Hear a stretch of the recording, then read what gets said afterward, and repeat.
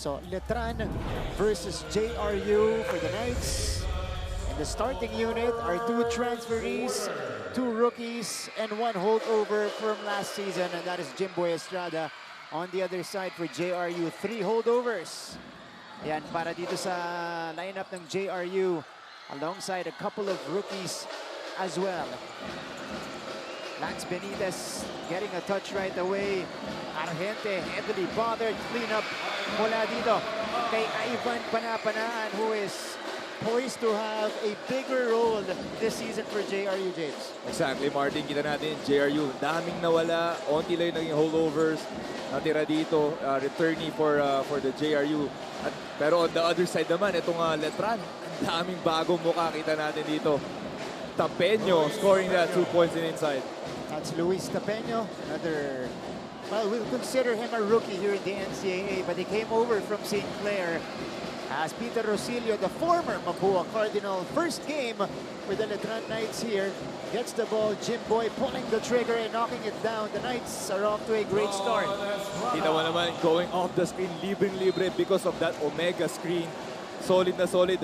Speaking of Omega, iba rin yung confidence siya coming into this season kasi alam natin na drop na siya ng rain or shine. So technically, he's almost part of the professional ranks. Yeah, that's right. Of course, Mark Denver Omega coming over from Perpetual, spending a year of residency last year.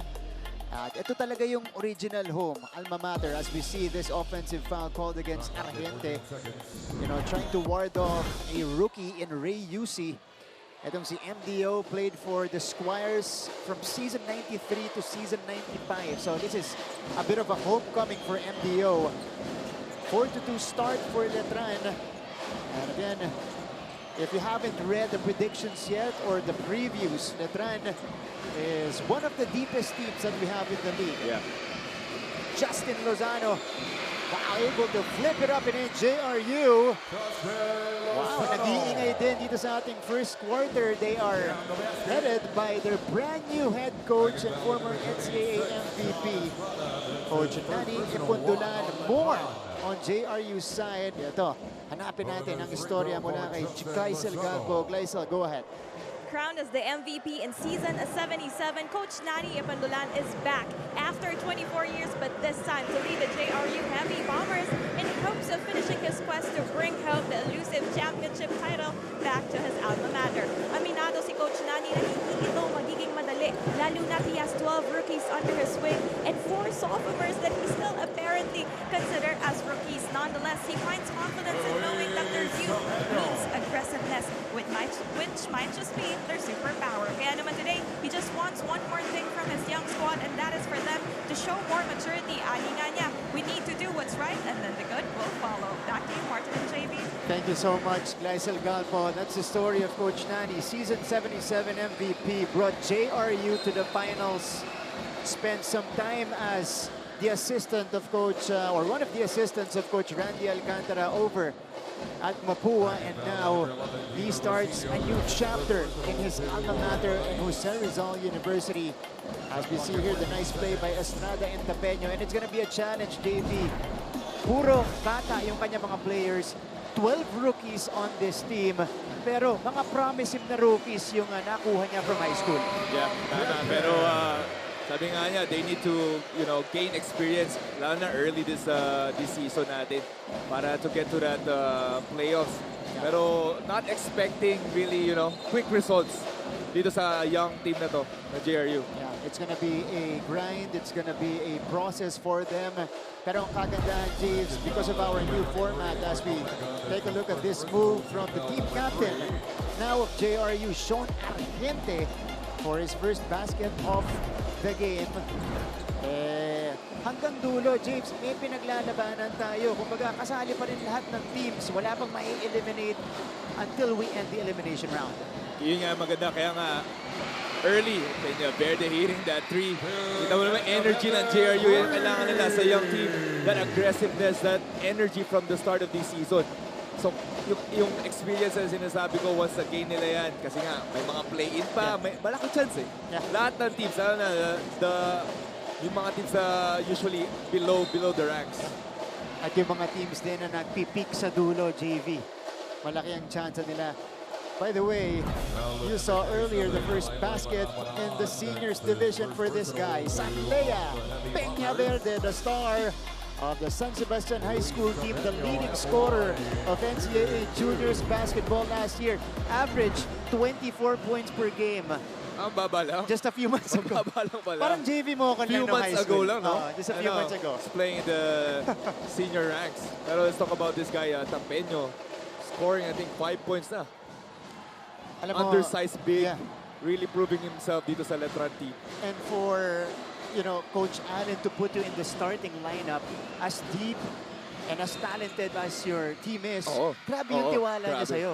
Grabe. Yung napakita niya for sure off-season, pre-season na in practice.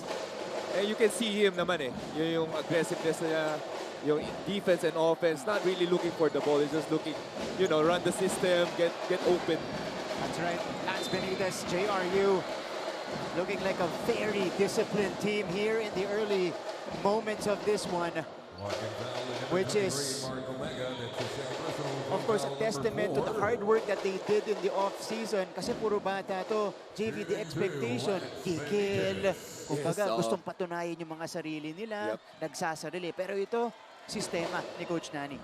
Ang like ko narinig eh. You see Sean Argente, what does he want? He wants to win. And these young guys, these rookies, what do they want? They want to prove themselves. So yun yung parang contrasting eh. Saan sila lulugar? If you want to win at the same time, you want to prove yourself. So kailangan yung good matchup. Si Coach sa bahala doon kung paano niya mimix yun with their chemistry. Importante yun. Tama ka, chemistry, tsaka yung buy-in din ng mga players dun sa head coach. Si Coach Nani ngayon ang magiging mukha ng coaching staff nitong Heavy Bombers as UC misfiring. UC is also a rookie from the Arellano Braves. Argente! That one rattled out. Kevin Santos now in the ballgame for Letran, replacing Mark Denver Omega. At meron pa tayong isang pamilyar na mukha na makikita ngayon. Ang inaabangan na unang laban sa NCAA College Division ni Jonathan Manalili, the star of the two championships, at least one of the stars rather of the two championships of Letran in the juniors division. He is finally here. Very exciting to, no? Si Jonathan Manalili.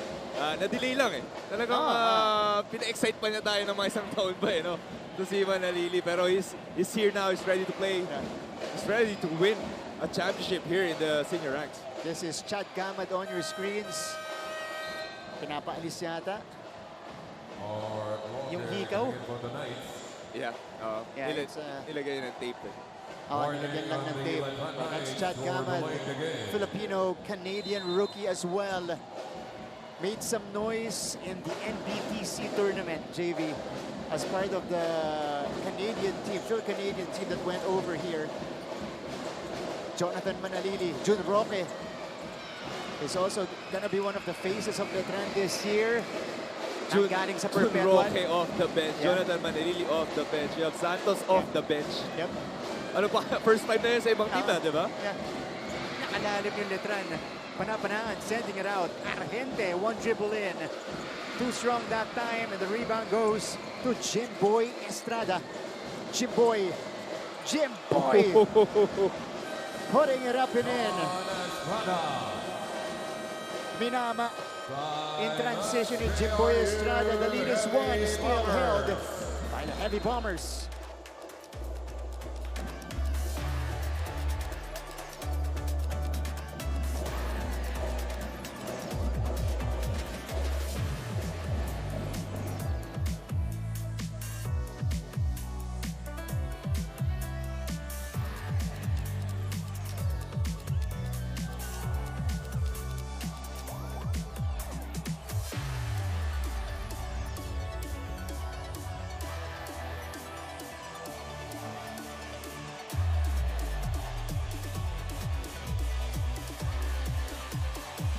We're back to the ball game, and this is, well, the Letran Knights, the summary of their season 100 and the moves they made in the off-season, JV.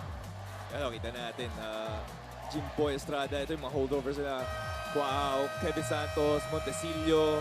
For sure, na-miss nila sila Villonar, sila Mones, sila Miller. Pero at the same time, excited sila. Makasama to si Jonathan Manalili, Omega, Jun Roque, Peter Rosillo, si Lorio. The names are, you know, kilala mo na agad eh. Yeah. They're not new to our ears eh. Yeah. Except to see si Lorio who's coming off dito sa high school rank nila. At the same time, he has been, if you're not watching the high school games, kilala dito si Lorio. Cyrix Silorio is a part of that championship teams back-to-back dun sa NCAA Juniors Division. The best three-point celebration. If maalala mo yun. Hanapin nila sa YouTube yan. The best celebration. Nyo, sana gawin niya dito. Mamaya mo ipasok siya ni Coach Allen. Sana. Favorite ko yun.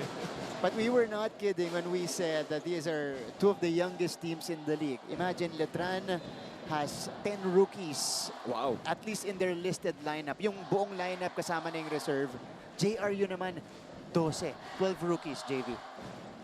So it just goes to show na malaking adjustment ito for both teams. Especially Letran, with the players you have, with the egos, you know, that each player have. That's also one thing you have to manage when you're dealing with these kinds of personalities. As Garupil, former Letran Knight, spent the season with Letran, transferred to JRU, being hounded by Manalili. Corner shot is off. Tapeño pulls it down. Manalili now getting a touch, dribbles that one off his foot. He is able to track it down. Estrada mid-range off the bank. It's good. Specialty of the house for Jimboy. Manalili is still finding a way there. Nakita pa nito si Jimboy Estrada with their favorite ni Jimboy, no? Off the glass. Master na niya yung mga bank shot na yan. Jay Garupil, cross court to Peña Verde. Peña Verde serving the floor. Shot clock is down to 6. He goes all the way. Tama natin, JRU di nagpapatalo with the matchup they have. They're going 2-3 zones. Switching defense actually itong JRU. Make no mistake, that guy can score. Si Sanlea Peña Verde. Pass was too high. So back ang bola dito sa JRU as we take a look at the action here. Nice save from Manalili, and then Jimboy Estrada saw some space in front of him. At Sanlea Peña Verde able to sidestep his way to the basket to counter that basket. 13-12. Wala pang lumalayo dito sa ating laban. This is one of the few holdovers of JRU. Si Vince Sarmiento, siya yung nagbaba ng bola. Sean Salvador. Isa naman sa mga stars ng Mapua Red Robins. Actually, itong lineup ng JRU, dun sa mga rookie nila, James, marami silang nakuha from, kasi si Coach Nani galing din Mapua, galing sa juniors team ng Mapua, pati sa San Sebastian. Yun yung mga recruits na nakuha nila. Yeah, may ganun talaga eh. Ito na mga Letran, as I talk about the mga draft. Ang dami ng draftees eh. Yeah. Ng rain or shine ha. Dinapt ng rain or shine itong Letran ha. Nandiyan si Coach Mike Mendy, part of the coaching staff nitong rain or shine. Si June din, di ba? June Roque. Yeah. Also got drafted. Yeah. So 15-12. This young JRU team holding their own against Letran. Manalili. They're really doubling him when he gets to the, inside the arc, JV. That's what you need to do eh. Ito kay Manalili, try to, every possession, pahirapan mo siya. Yeah. Get him off his rhythm. Kasi ang comment natin, nung nasa juniors division pa nagko-cover tayo doon, parang masyadong madali ang basketball para kay Manalili sa juniors division, sa high school. Yeah, totoo. Kaya talagang we were so high on him when he transitions to the college game. As we see that move, Jimboy Bago yan Estrada. ha. Post-up game by Jimboy. Ito man natin mga atake niya to the basket eh. Talagang nag-workout si Jimboy. But Rubel answers right back. Quick basket for JRU. At yun yung talaga laruan ito ni Jay Garupin. Very good defensive guard. At meron din siyang offensa. Pero Jonathan Manalili scores his first basket in the college division. Yeah, two good, great scoring guards between ito si Jimboy Estrada and Jonathan Manalili. Pero hindi nagpapatinag itong JRU. Dikit pa rin laban natin. Yeah. Vince Sarmiento, nakakailang possession na siya, nagbababa ng bola. This is a miss inside. And Jimboy Estrada has it. Manalili crossing over, hard screen provided by Santos. They go to the other side. Jun Roque has it. Jun Roque goes for the reverse. Kita mo, the guards, the forwards, small forwards at si Roque attacking that baseline. Ang haba, athletic, easy reverse there. Inaabangan natin kay Roque. Na-miss natin nung perpetual day siya, yung mga dunk niya. Diba? Points in the paint, both teams doing work in the painted area as Herrera misfires. That was good contest coming from Tapeño. Roque. Inside pass. Ganda ng basahan ng Letran. Tapeño is called for excessive steps. Meantime, we have a timeout on the floor. As Letran taking over. They hold the 1-point lead.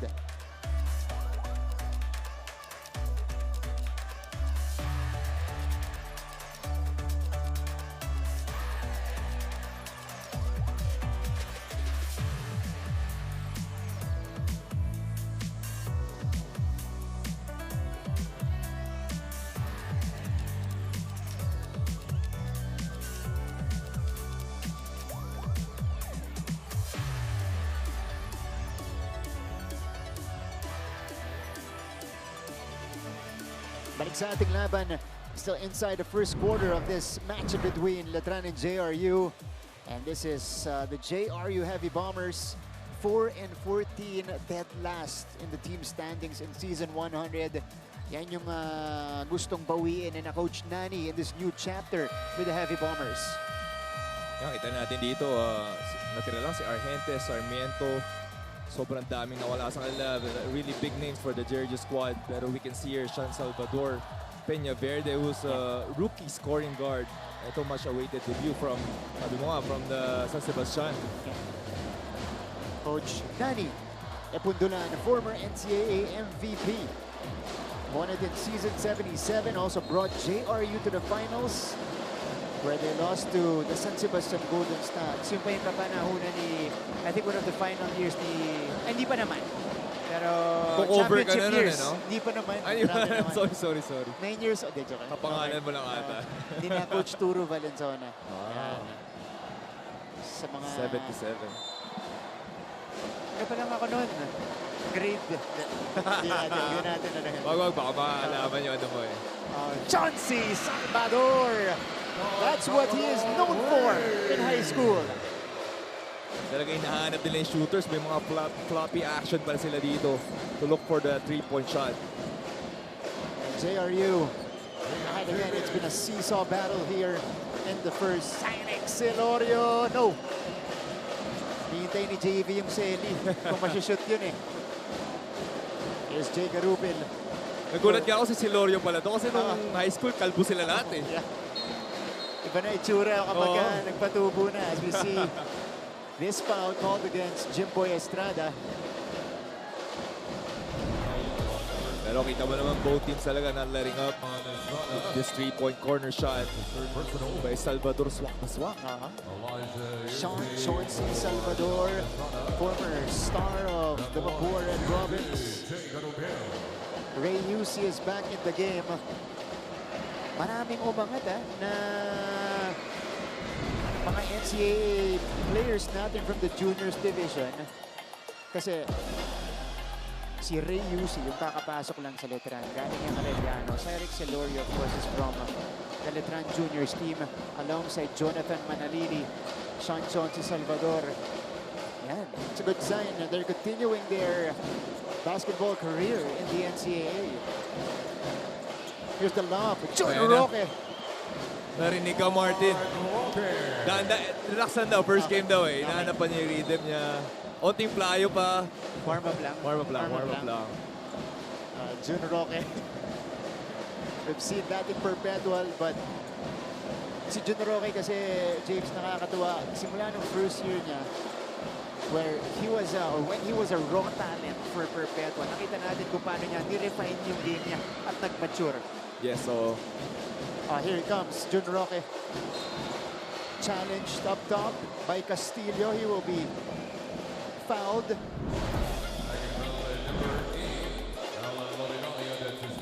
As the dust settles here in the first, here's the Manalili going to Jun Roque up top. oh, that's a tough catch. Kada rin na kamay ito ni Roque. But as you can see from all the players, rookie going into the senior year nila, you can see yung learning yung experience na kuha nila. They're not playing instinctively. Now the game is getting slower for them. Kasi si Roque. I think in his first year with Perpetual, napawaw tayo sa athleticism neto ni Jun Roque. Of course, the leaping ability, high-flying action. And then in the second year, he was one of the go-to scorers already for the Perpetual Altas. So there was a big jump for Jun Roque. And that's a testament again to his hard work and, his perspective of the game. Nagkaroon talaga ng progression at maturity. Pero ibang challenge sa mga yun si Roque. Yeah. Getting these minutes, getting all the minutes that he can. Para doon sa loaded Letran squad. I correct myself, the foul was called on Alan Lorenaria. This is another piece coming from the Mapua Juniors team as Jun Roque is called for a push. Letran has taken over the lead, 22-21. Yeah, si Koshana didn't like that call. Kasi almost a turnover there. Yeah, it was a bomb. Malinaw It was a bomb. Ivan Panapanaan to the free throw line. Saw him way back season 98 for the Arellano Braves as we see the kids from JRU. From not so far away, dyan lang sa Mayshaw Boulevard. Traveling even if it's a rainy day. Oo. Diba?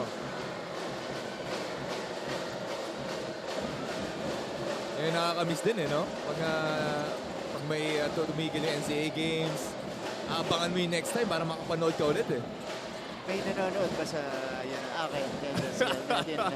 Aray po. Hindi pala. We weren't kidding when we said it's a seesaw battle here in the first quarter.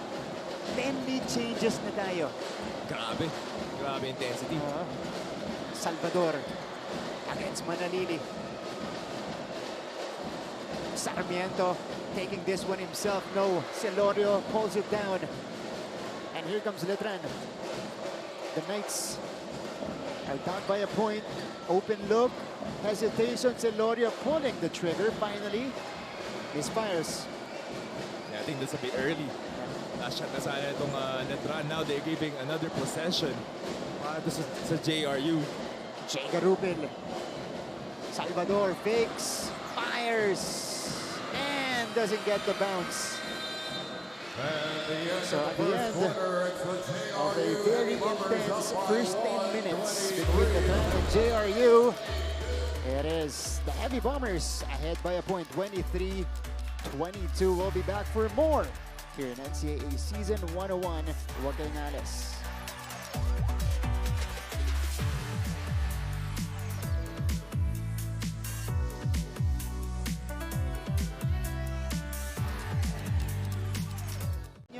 Last week. May grade pala. Dadali niyo yan this week. Okay. Graded pala. Kaya pala maganda. Kaya maganda. Baka graded as we begin the second quarter of this game.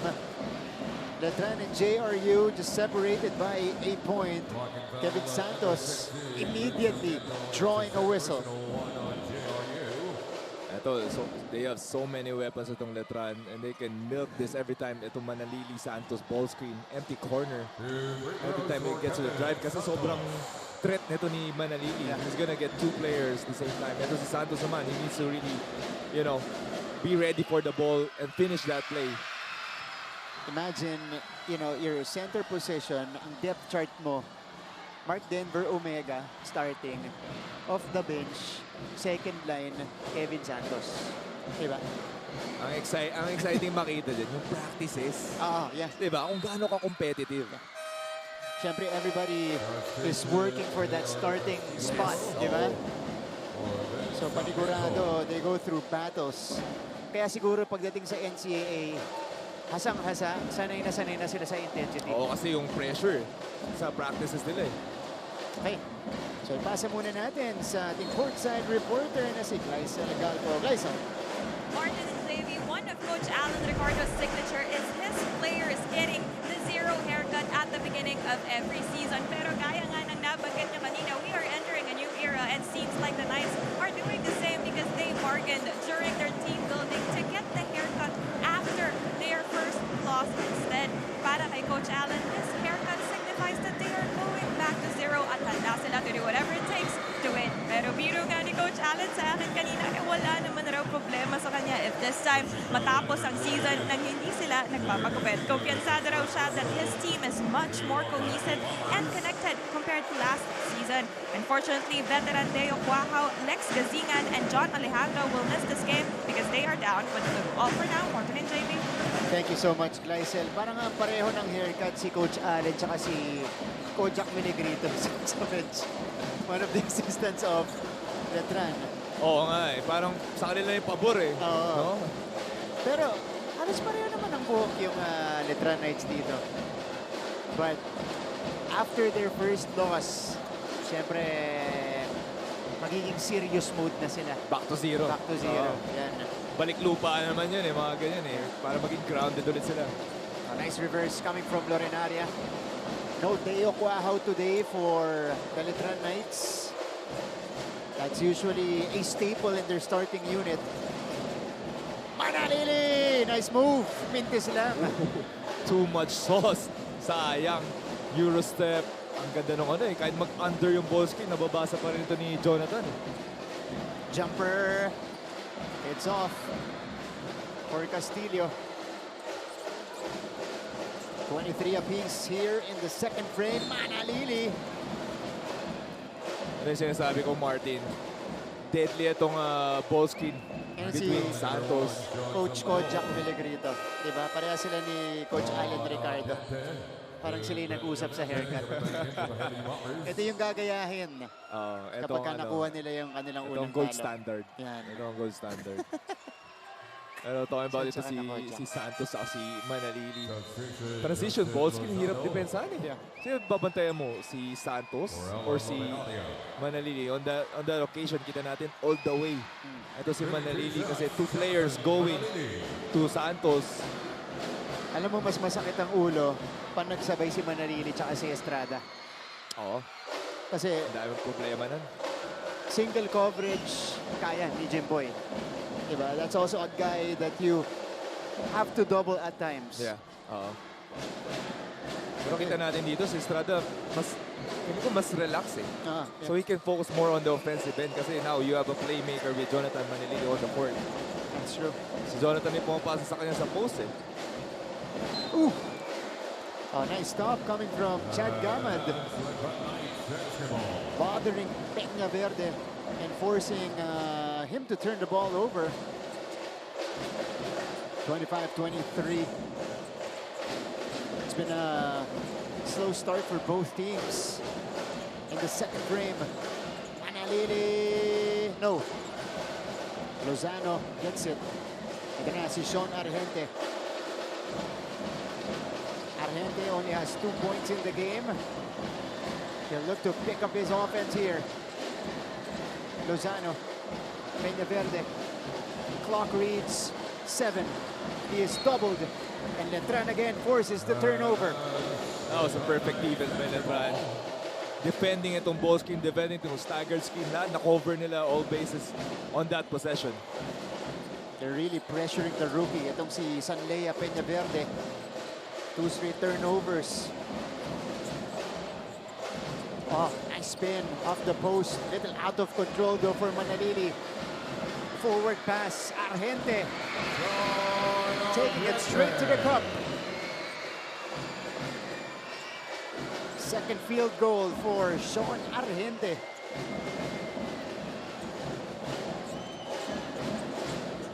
Kevin Santos. Santos. Against Panapanaan. Ilalabas kay Gamad. Back outside. Rocket inspired. Here comes JRU. Oh, here's a three-pointer. And it's good for Justin Lozano. Justin Lozano doesn't care. 1-on-3, kaya ko na ng 3 points. Pero every time nabibit itong Letran sa transition defense nila. Gamad. Boom. Finding the bottom of the net was Chad Gamad. I was able to talk to the Mancom representative of Letran, si Father Vic Calvo Jr. OP. Isa sa mga abangan daw natin this season, itong si Chad Gamad. Maganda yung bitaw mula sa labas. Ayun, pinakita na niya. Lozano behind the back. Lozano from the same spot. Missing this time. 28 all, Manalili. He's got Panapanaan. Up inside for Santos. Santos, yes. And again, Martin. Ball screen between these two guys. Actually, libre pa nga siya once he got the ball eh. Napahirapan pa sarili si Kevin Santos. But that touch by Kevin is very efficient. It was touch out of bounds by Chad Gamad. So mananatili ang bola sa JRU. Letran is ahead here in the second frame.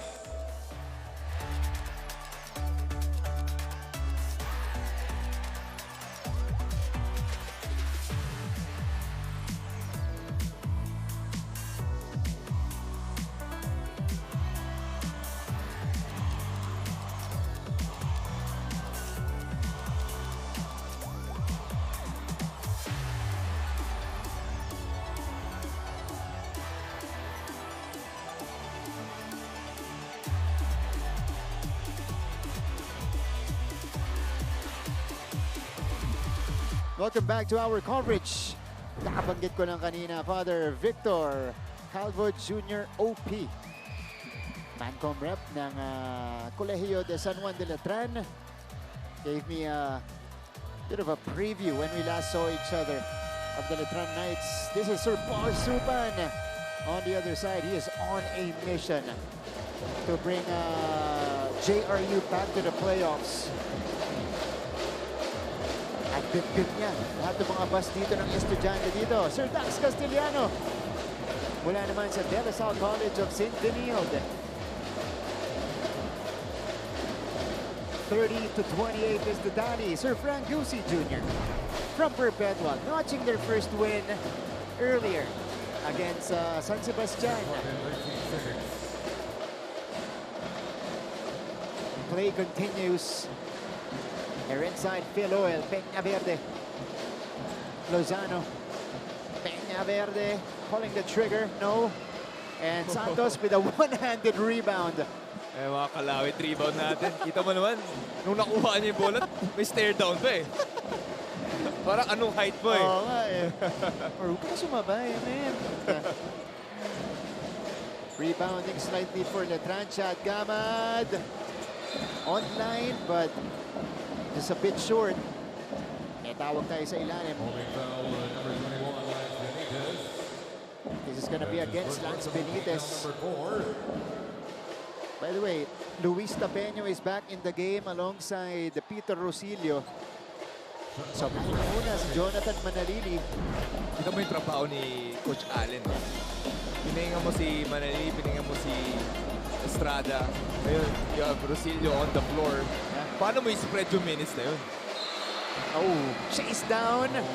But Goaltending. this is Steve Day goaltend. Yeah. Justin Lozano now with 8 points in the game. As we see that chase down by Jun Roque, pinakita lang sa atin yung hops niya. Oo, yan na. Dahan-dahan. Na-warm up na. Na-warm up na. Fifth deadlock of the game, 30 apiece. Ball is taken. JRU forcing a ton of turnovers here. Salvador from the outside. Lozano scoring, assisting, defending here para sa JRU squad. That's gonna be a long two. Sayang. Para kay Chauncey. Roque puts it on the floor, inside pass. Whoa! Benitez. Pero tip in para dito kay Kevin Santos. Ang tangkad eh. Ang haba nito ni Kevin eh. Kita mo naman, putback eh. Yeah, when he extends, walang nakakaabot. Oh, a turnover forced by Chad Gamad. Not just his shooting, pero pinapakita niya sa atin yung kakulitan niya sa depensa as we see this basket from the rookie, Sean Salvador. And the celebration from the kids here in the stands. 32 all. So what's working for the JRU, for the JRU team, siguro yung transition offense nila eh. Yeah. They really need to push the ball, pass forward every time makita nila yung teammate nila nauna. And they do it quickly. Yeah. Kasi hindi nakakabawi sa depensa itong Letran. We usually, like, 2 straight plays already, JV. Dalawa yung ahead para sa JRU. Tama. Tsaka yun yung ano eh, parang ka-counter mo if you're not, you know, talented team, the strongest team, the tallest team, you really need to push the ball. Yeah. Kasi walang half-court set dyan eh. That's right. Also, I guess, similar to Mapua's system, I guess, kasi doon ang galing si Coach Nani when it comes to coaching. Takbuhan din yung style. Inside pass. Benitez couldn't handle the ball. Ito si Peñaverde. Oh, it is stolen. 2v2. Peñaverde somehow gets it back. Rosilio has it. Oh, na kay Herrera naman. Herrera! Challenged by Santos. But he draws the foul. That's Harry Herrera, the rookie, challenging the veteran and the ultra-athletic Kevin Santos. Tumingin pa eh. Kita mo naman tong rookie na to. Grabe yung kumpiyansa. Feeling ko bumabawi to kay Kevin, no? Yeah. Sige, sabay siya. Ano? Sige, sabayan natin. First time playing dito sa NCAA season 101. Also part of the San Sebastian Juniors team.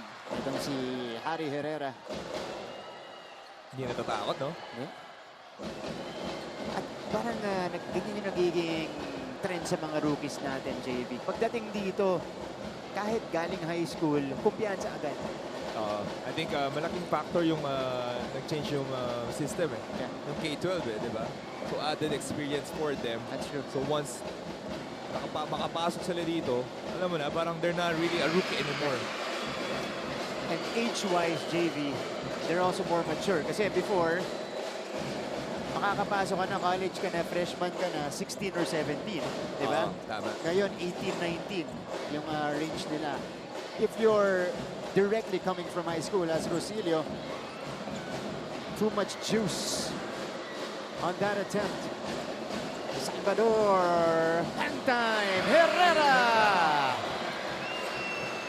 Alam mo, JRU up by 3 points because of their fast break, their transition offense every time. Pero kita mo, once they set in, itong half-court set sila, nahihirapan sila na to turn over nila yung bola. 12 fast break points already for JRU. Roque from the corner. He rattles it home. This is now the 11th deadlock, or no, the 7th deadlock rather, of the game, 35 apiece as we go to this timeout.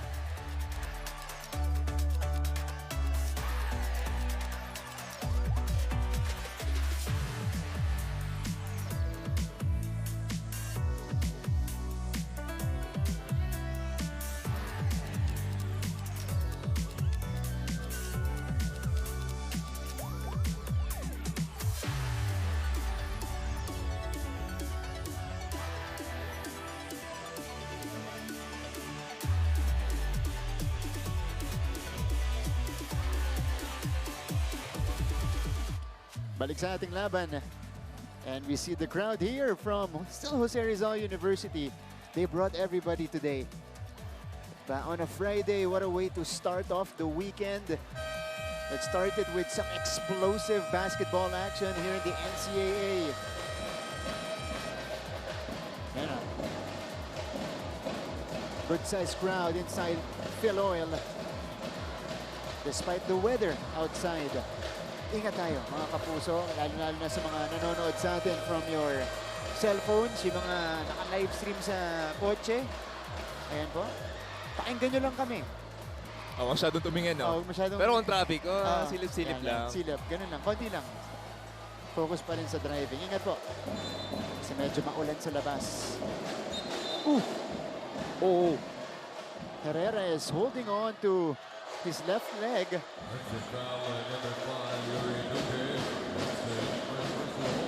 And Jeeves, nakikita natin inahawakan niya itong left knee na merong knee support. Yeah. So ano mo talagang inaalalayan niya yan. We hope he's okay. Ito ay pinapagpag niya, papalitan muna siya. Let's see what happened. Oh, he was... Oo. Yeah, it was Duque pushing Rosilio to Herrera. Oh, baka pinapagpag lang niya ngayon eh. Hopefully, he's okay. Yeah, he'll be treated. Maganda pa naman yung tinatakbo niya dito. Jun Roque just hit one earlier. Hits the back iron this time. Ito, si Harry Herrera will be attended by the PTs of JRU. Argente. Yeah. Nowhere to go that time for Sean Argente. Picked up his dribble after the sidestep. Pero may player pa rin sa harap niya.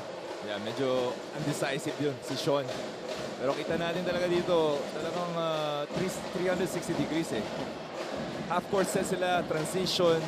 Mas pipili mo talaga yung transition eh. Kita mo half court set, nahihirapan sila kasi ang galing dumipensa nitong Letran eh. Chuck Gamad with some hang time. Wala.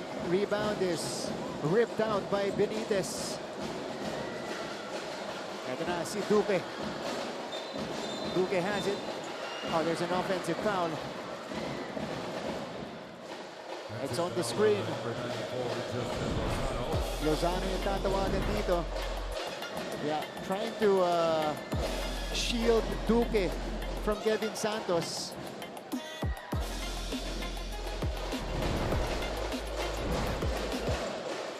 Gamad! No. Santos gets the offensive board. Masyado lang malakas yung putback. Nakuha ni Santos sa teammate niya eh, no? Kay Tapeño eh. Nanggigil tuloy. Napalakas eh. Yan, hindi niya isister down yan. Hindi.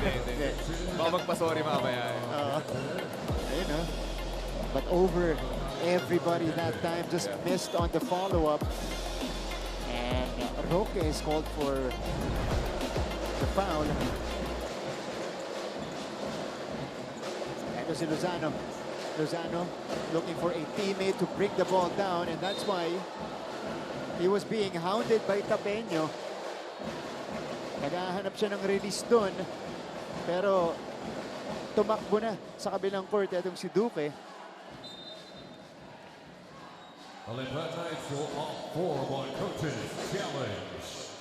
Three Mapua Red Robins, or former Mapua Red Robins on the court for JRU. Ayan si Alan Lorenaria. Tsaka si Sean Salvador. At tsaka itong si Yuri Duque. You know, all first-year players for Coach Nani. So they're reviewing this kung kanino last touch to. Oop. I think it was off the foot of Tapeño. Yeah, parang kay Tapeño. Pero talking about itong press break na ginagawa ng JRU, you shouldn't leave Lozano, you know, bringing down the ball. It's probably not the best ball handler out there para dito sa JRU squad. Naiwan siya dun eh, no? And gustong ng Letran yan. yun, oo. Talagang wala nang help. Di na kami magdo-double go one-on-one. Si Tapeño pa yung naiwan sa kanya. Tapeño is a very good defensive player, knows Yes. how to use his body, even, when pressuring the ball at the backcourt. Para lang ilangin yung mga ball handler.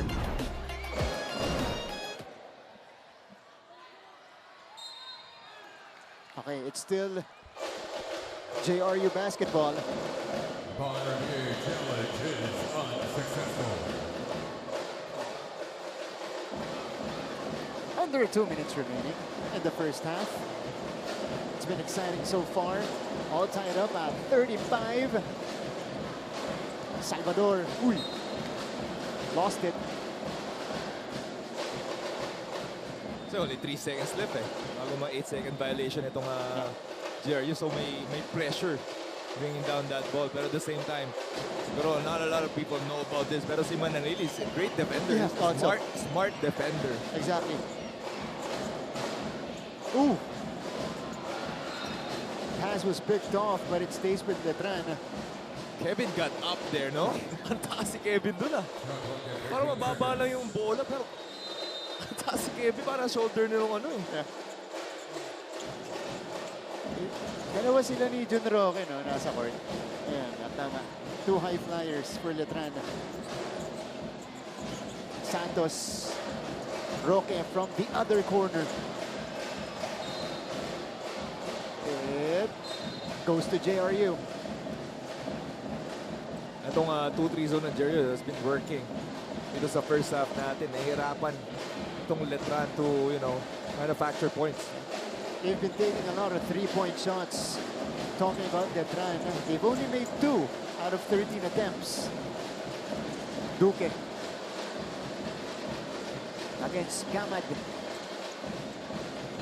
Duque behind the back. 3-point shot, no. Benitez gets it. Fresh 14 for the Heavy Bombers. Salvador, baseline drive, deceleration. Larenaria, no. Saw the crease, attacked it, just couldn't make the layup. Solid stop there by Letran. Kita mo naman, a lot of penetration there, pero yung rotation nila, nandun pa rin sila. So, Luis Tapeño, with JRU already in the penalty, proceeds to the line. Luis Tapeño has 4 points in his NCAA debut, along with 3 rebounds. Came over from St. Clair. Itong si Tapeño. Hindi pa natin nakita ulit si Jimboy, no? I think former teammates sila, James, sa St. Clair. And I think Jimboy had a hand in the recruitment process of Luis Tapeño. GM levels pala si Jim sa Letran, Oh, ball ending up with Benitez. Half-minute remaining here in the first half. Sean against the big man. He's got Gamad now. Corner shot. Lozano. Kaboom! Great pass there by Salvador. Lozano really proving himself here. It was the first game ng JRU. 11 points off the bench for Justin Lozano. Gamad misfiring. Lorenaria. No. Clean up by Lance Benitez.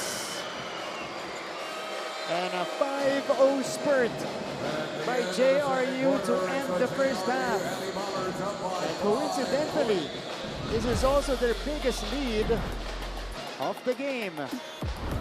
Take a look at this. Last 2 baskets by JRU. Lozano, the 3-point shot, and Aaron Lorenaria. Hand time di lang pumasok, but Benitez was right there to clean it up.